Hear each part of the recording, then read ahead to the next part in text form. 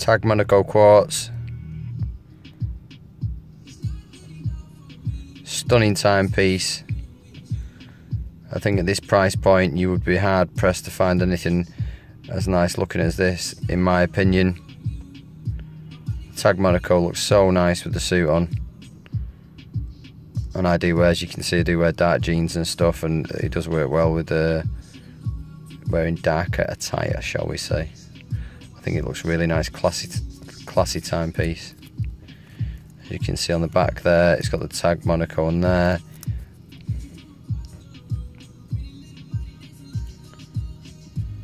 It doesn't say anywhere on the watch it's quartz. As you can see, this is probably a bit sneaky by them. But all the better for the buyer, I would say.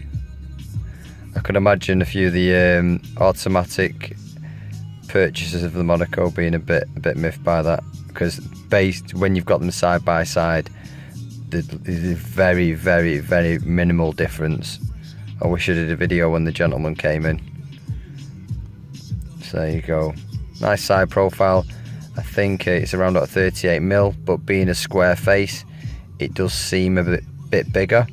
So it does. I've seen online that some watch places advertise this as a unisex watch, or even a ladies' watch. I've seen some of them advertise them as, but I do not think that is the case. I do think this is a gent's watch, definitely.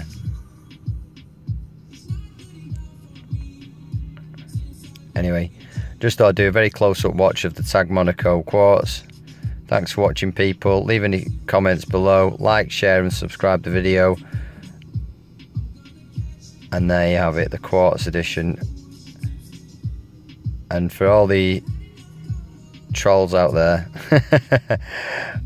I do have automatic Swiss watches as well. This is just an everyday, I don't want to say beta watch because I don't want to discount it like it's but it's my daily wearing watch for work. That's why I purchased it, because the strap on my sub gets scuffed very heavily at work on the sewing machine. So I thought I'd get this one for a change, and it does look very nice with the suit. And I've always fancied a Monaco watch, but I couldn't justify spending that much money, if I'm honest, on a Tag Monaco.